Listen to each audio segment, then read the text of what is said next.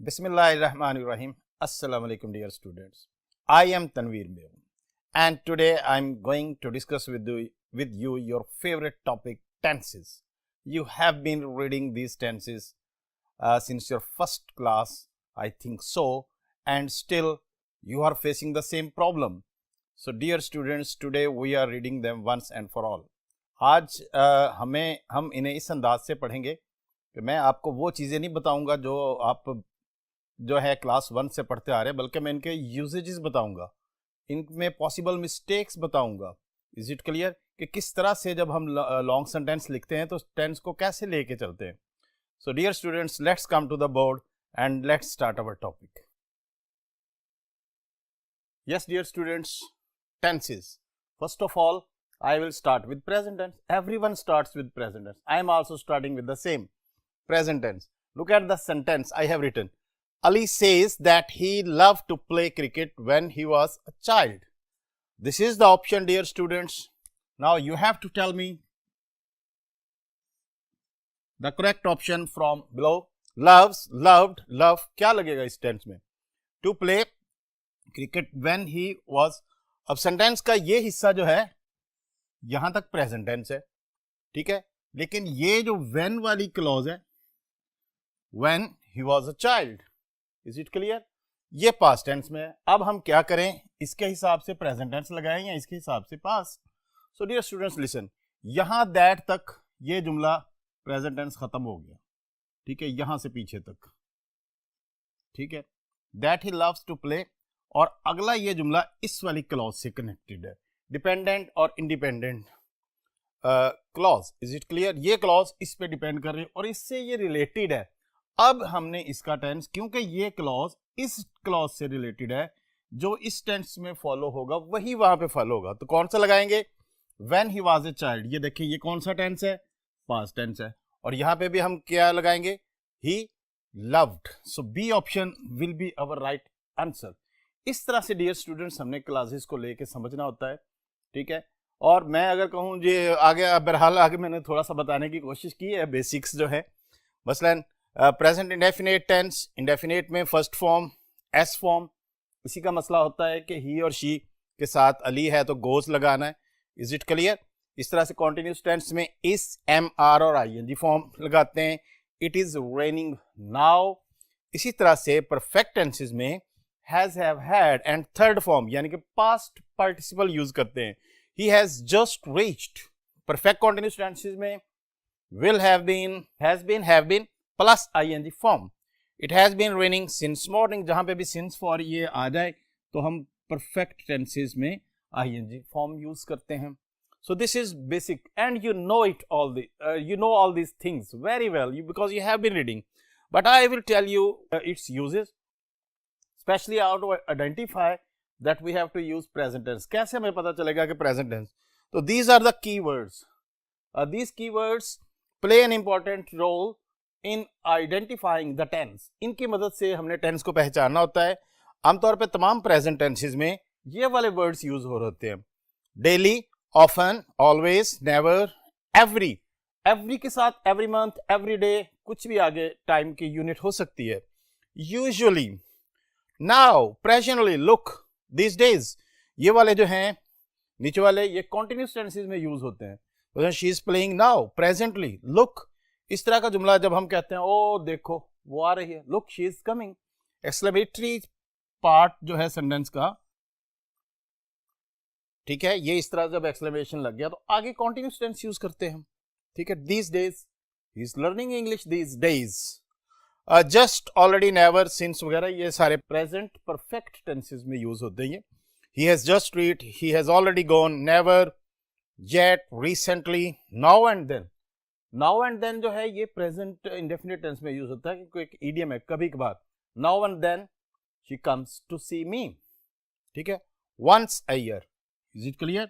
These two words are also show routines. So, dear students, we use this present tense mostly to show routines. Is it clear? To show facts, general truths. These are its uses. These are the keywords in such sentences. Let's come to the next board to learn its more uses. Here dear students, look at the board. Use number 1 habitual actions. ऐसे actions जो हम routine में करते हैं, regular करते हैं, उनके लिए हम present tense use करते हैं. और ये जो keywords हैं, he gets up at 8 o'clock every day. This word is a keyword which is showing his habitual action. कि routine में रोजाना, every day, daily, ठीक है, इस तरह के वर्ड्स होंगे.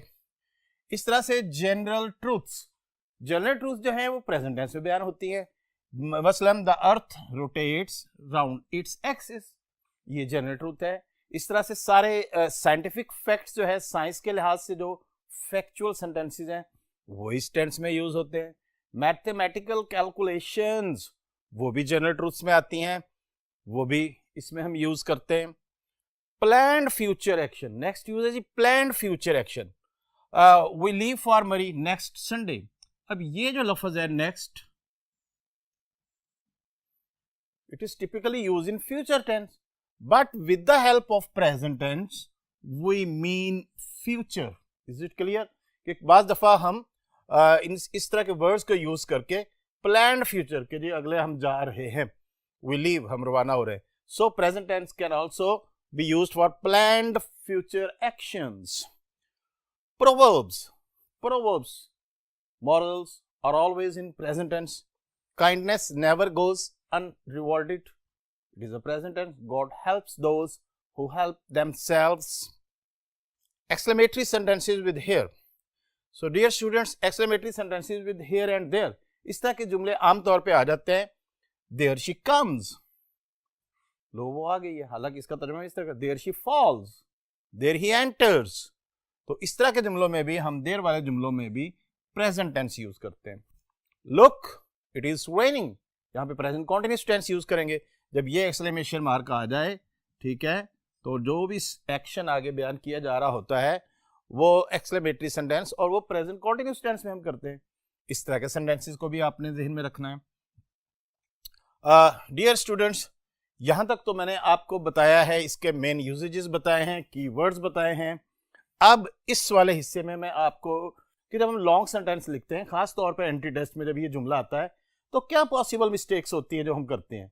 ट्रांसलेशन तो नहीं हमने करनी, we are not going for translation, we are going for its correct usage, specially in clauses. अब यहाँ पे टेंस इंडिपेंडेंट क्लॉजेज और पर्पस ये बयान करने के बाद, डियर स्टूडेंट्स, पहले नीचे फर्स्ट मसलन to show same time action use present tense. जुमला पढ़ें. I am eager to go to the concert because I love the strings, कि मुझे वो बैंड वाले द स्ट्रिंग्स पसंद है. I am eager. अब ये क्या शो किया जा रहा है इस जुमले में, इस सेंटेंस में देखें जरा, to show same time action दोनों में, कि जनाब मैं ईगर हूं because I love. Is it clear? इसके बाद सेकेंड सेंटेंस देखें. I know that I bought the right dress. Know से जुमला शुरू हो रहा है, प्रेजेंट टेंस से शुरू हो रहा है, आगे पास्ट टेंस आ गया. Is it clear? So this is the combination कि कब प्रेजेंट टेंस में आगे पास्ट टेंस आ सकता है, उस सूरत में आ सकता है. नंबर 2 को देखें. To show earlier action use past tense. Earlier action को बयान हो रहा है. Is it clear? मसलन I know that I played cricket when I was at my school.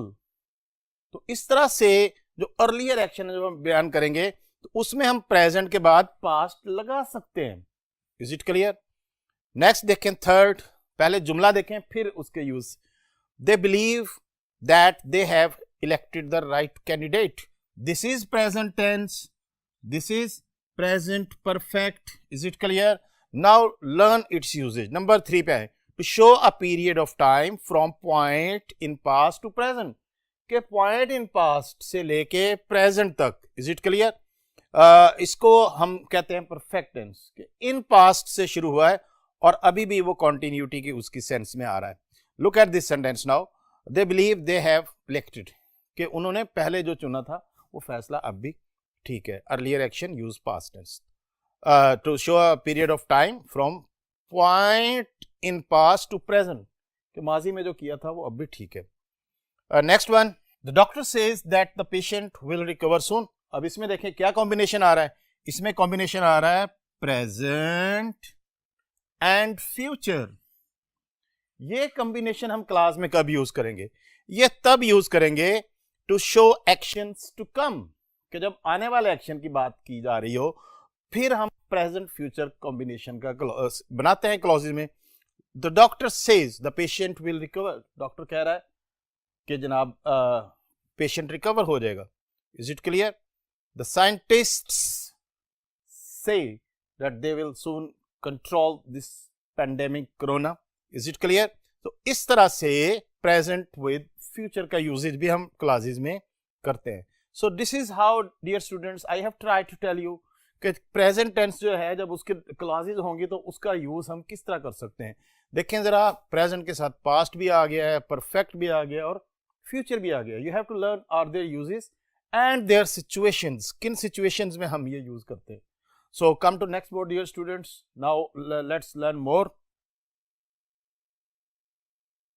Now let's come to past tense dear student, it's very common tense, ज्यादातर इसी की mistakes होती हैं। Is it clear? प्रेजेंट के बारे में मैं बता चुका हूं और सिर्फ जनरली ये बताऊंगा इसके बारे में कि इसका जो है क्या होता है, एक्शंस परफॉर्म्ड इन पास्ट, माजी के एक्शंस के लिए यूज करते हैं। Action completed before a certain moment, कि एक्शन कंप्लीट हो सके। मतलब द पेशेंट डाइड, मरीज मर चुका है। I worked hard last year, पिछले साल मैंने सख्त मेहनत की थी। I had done before he came, तो इसमें परफेक्ट टेंस दोनों डबल क्लॉज टेंसेस भी यूज होते हैं। सो डियर स्टूडेंट्स, इसमें कीवर्ड्स जो हैं you know very well, ago, last, yesterday, year, month, just, before, ये परफेक्ट टेंसेस में, ऑलरेडी, बिफोर। तो ये सारा मैं ओवरऑल पास्ट टेंसेस में बता रहा हूँ कि ये सारे वर्ड्स पास्ट टेंसेस में यूज हो सकते हैं। ये वैसे ये जस्ट, बिफोर, ऑलरेडी वगैरह प्रेजेंट परफेक्ट में भी यूज हो सकते हैं। So dear students, very commonly you know that second form of verb is used.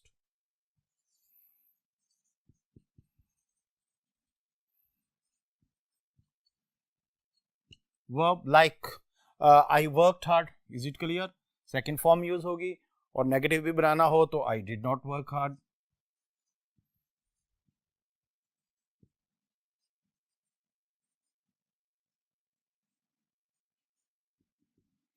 So dear students, very common, you know it very well. Again I will again not tell you in detail कि जनाब इसमें कौन सी form, बस briefly इसमें बता दिया कि second form use होती है बस पास्ट टेंस में, और पास्ट परफेक्ट में had plus third form use होती है। Is it clear? और अब मैं इसके usages, again my focus is on telling you to learn their usages in long sentence, in clauses, के किस तरह हमने यूज करना है। Look here dear students, this time again पहले सेंटेंस पढ़ते हैं फिर उसका पर्पस देखते हैं। I wanted to go home because I missed my parents, तो मैं घर जाना चाहता था क्योंकि मैं अपने पेरेंट्स याद आ रहे थे। कब ये यूज करते हैं? To show another completed past action, use the past tense. Is it clear? कि जनाब जब वो कंप्लीटेड एक्शन शो करना है, एक अदर, एक ये वांटेड टू गो होम, दूसरा भी है कि आई मिस्ड, तो यूज पास्ट टेंस, हम इसमें पास्ट टेंस यूज करेंगे, past followed by past. Sentence number 2, she knew she had made the right choice. कब यूज करेंगे? To show an earlier action, ये earlier action हो गया। Is it clear? use the past perfect tense। अब हमने past tense के बाद जब earlier action आया है तो हमने past perfect यूज किया है। She knew she had made the right choice. She realized that she had attempted the paper wrongly. So earlier action को डिस्क्राइब करने के लिए past के बाद past plus past perfect का कॉम्बिनेशन भी हम यूज करते हैं। Third sentence, the scientists believed that universe is like a giant clock. अब इसमें कब यूज करते हैं? To state a general truth, use present tense. Past के बाद आमतौर पे हम पास्ट टेंस ही यूज करते हैं।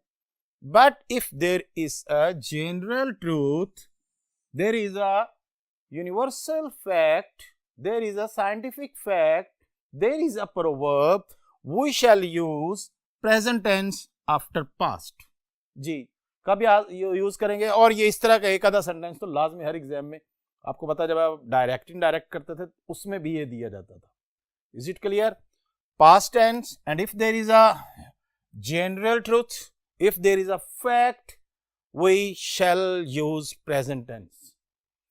दिस इज हाउ ये कॉम्बिनेशन है जी पास्ट टेंस के, यानी कि पास्ट के बाद हम पास्ट सेकेंड फॉर्म भी यूज कर सकते हैं, पास्ट के बाद परफेक्ट टेंसेस भी आ सकते हैं सिचुएशन के मुताबिक अर्लियर एक्शंस बयान करने के लिए, और पास्ट के बाद प्रेजेंट भी आ सकता है, ठीक है, जनरल ट्रूथ्स बयान करने के लिए. So this is use of past tense in clauses. Long sentences में जब हमारे पास सेंटेंस आएगा तो हम सेंटेंस को चेक करेंगे कि ये इनमें से कौन सी वाली क्लॉज है, कौन सा यूजेज है, क्या पास्ट के बाद अर्लियर फैक्ट बयान हो रहा है, क्या पास्ट के बाद प्रेजेंट टेंस बयान हो रहा है. जुमले को एनालाइज करने के बाद हम उसकी मिस्टेक्स को पॉइंट आउट करेंगे. Is it clear dear students? Now let's move to the next boards to learn some more about tenses. Future tense बहुत कम यूज होता है. Is it clear? About future actions, जो फ्यूचर एक्शंस हैं उनके लिए use होता है. शैल आई और वी के लिए, और विल यू शी सब के लिए यूज होता है. और सर्टेन कंडीशंस में इसे हम रिवर्स भी कर सकते हैं जब स्ट्रेस दे के बात की जा रही हो. This is its uses. Is it clear? इसमें ये सेंटेंस को देखें. He will go to America in 2 years. In 2 years. He will be playing cricket world cup next year. इस सेंटेंस में अब कॉन्टिन्यूस टेंस यूज हुआ है. विल बी प्लेइंग और नेक्स्ट ईयर का लफ्ज टिपिकल इसका कीवर्ड है. He will have reached by now. Perfect tenses में, फ्यूचर परफेक्ट में will have plus third form ये यूज होता है, और इस तरह के keyword by now. So dear students, this is about future tense कि इसमें फर्स्ट विल शैल के साथ फर्स्ट फॉर्म आ सकती है, कॉन्टिन्यूस टेंस आ सकता है, और परफेक्ट टेंसेस किस सूरत हाल में आ सकता है. इसमें यूज होने वाले कीवर्ड्स ये हैं. Tomorrow, next month, next month के साथ कोई नेक्स्ट मंथ, ईयर, वीक, कोई भी टाइम की यूनिट हो सकती है. सून, सून का जुमला आ गया, ठीक है. The patient will get well soon, future tense use करेंगे. In few days, in few days में when we are giving a time limit that I shall complete this project in few days, coming few days के हवाले से जब use करते हैं तो हम इन फ्यू डेज यूज कर सकते हैं. बाय के साथ बाय 6 PM, तब भी ये इन फ्यूचर टाइम की डेडलाइन है, ठीक है. आई शैल रीच देयर बाय 6 PM. तो ये इसके कुछ टिपिकल वर्ड्स हैं, ठीक है, डिफरेंट मौक़ों पे इस्तेमाल होते हैं. लेट्स कम टू, इसका भी मैं आपको, क्योंकि I am telling you basic चीज़ें ये बता दी हैं कि ये फॉर्म यूज़ होती है, ये हेल्पिंग वर्ब यूज़ होता है. नाउ यूजेज मैं आपको ज़्यादा सिखा रहा हूँ because we are reading about entry test. ये स्टूडेंट्स, यस स्टूडेंट्स, देखें ज़रा फर्स्ट सेंटेंस देखें. इसमें मैंने पर्पस पहले लिख दिया है, ठीक है, डिफरेंट स्टाइल यूज़ कर रहा हूँ ताकि आप इसको समझ सकें. To show actions happening at the same time, use present tense. कि जब हम फ्यूचर टेंस में कोई जुमला शुरू कर रहे हैं, is it clear? I will be so happy if they fix my car today. कि अगर जनाब मैं खुश होऊंगा अगर वो ये मेरा काम आज ही कर देते हैं. अब इसमें क्या है? To show action happening at the same time. ये वाला एक्शन वो सेम टाइम चाह रहा है, इसलिए इसमें हमने फ्यूचर के बाद प्रेजेंट टेंस यूज किया है. Next sentence, to show an action earlier action use past tense. Future हमने यूज किया है, ये देखें जरा, you will surely pass this exam, ठीक है. इफ यू स्टडीड हार्ड, आमतौर पे ये जो जुमला होता है इफ यू स्टडीड हार्ड, ये हम वैसे तो सब्जंक्टिव मोड में यूज करते हैं, लेकिन फ्यूचर में इसका कॉम्बिनेशन बनाते हैं जब हम बात कर रहे हो शो एन अर्लियर एक्शन, कि अगर आपने इस एक्शन से पहले ये वाला एक्शन कर लिया तो आप पास हो जाएंगे. Is it clear? So this is past tense with future. Next one, to show future action earlier than actions of independent clause, कि उससे पहले हो चुका है, यूज प्रेजेंट परफेक्ट टेंस. कब यूज करेंगे फ्यूचर के साथ? जरा देखें. The college will probably close its doors next summer, कि अगले समर तक कॉलेज जो है वो दरवाजे बंद कर देगा. तो ये फ्यूचर टेंस आ रहा है यहाँ तक. If enrolments have not increased, यहां पे ये कंडीशन का जिक्र आ गया. Is it clear? तो फ्यूचर टेंस में एक बहुत कॉमनली यूज जो कॉम्बिनेशन है फ्यूचर का वो प्रेजेंट टेंस के साथ है, और ख़ास तौर पे कंडीशनल्स में इसका यूज़ है जिसकी डिटेल हम बाद में करेंगे. फिलहाल आप ये देखें, ठीक है, कि इसमें क्या यूज़ हुआ है जी, अर्लियर देन एक्शन. ठीक है, उससे पहले एक्शन की बात हो रही है. प्रेजेंट परफेक्ट टेंस यूज़ करेंगे हम कि जनाब अगर ये ना किया गया, ये काम इससे पहले मुकम्मल ना हुआ तो ये हो जाएगा. So this is how present perfect tense can be used with future. इसी तरह के एक और सेंटेंस देखें. Most students will have taken 60 credits by the time they have graduated. Graduate करने से पहले वो 60 क्रेडिट आवर्स. इसमें खास वर्ड बाय द टाइम, इसमें खास वर्ड बाय द टाइम है डियर स्टूडेंट्स. तो जब तक, ये भी टाइम लिमिट के लिए यूज हो रहा है. So this is how we use future tense in long sentences, in clauses. You have to take care of all these these types of sentences when you are going through your exams and your entry tests. I hope you will perform better tomorrow. So let's move to next board to read some more examples.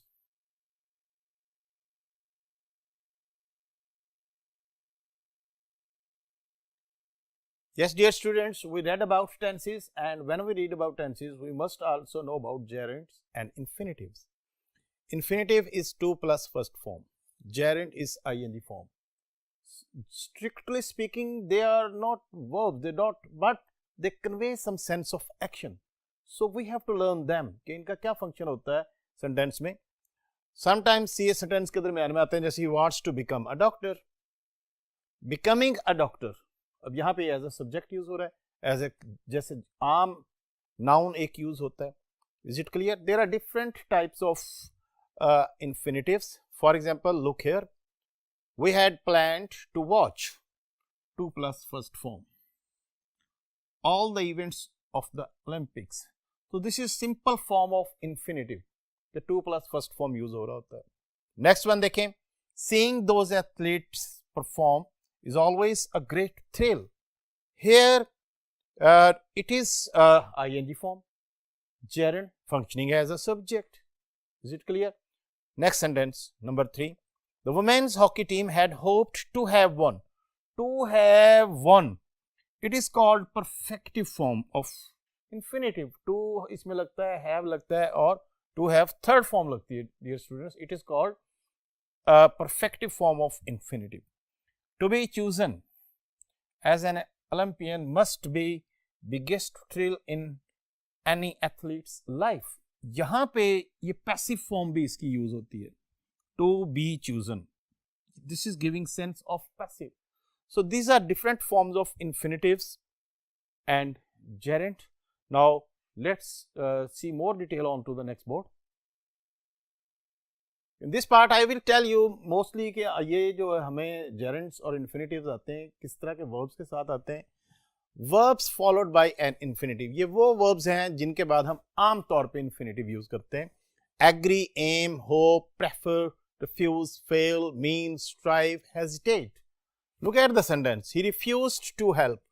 Now this infinitive has been used with refused. So there are certain verbs जिनके बाद हमें to plus first form यानी कि infinitive use करना होता है.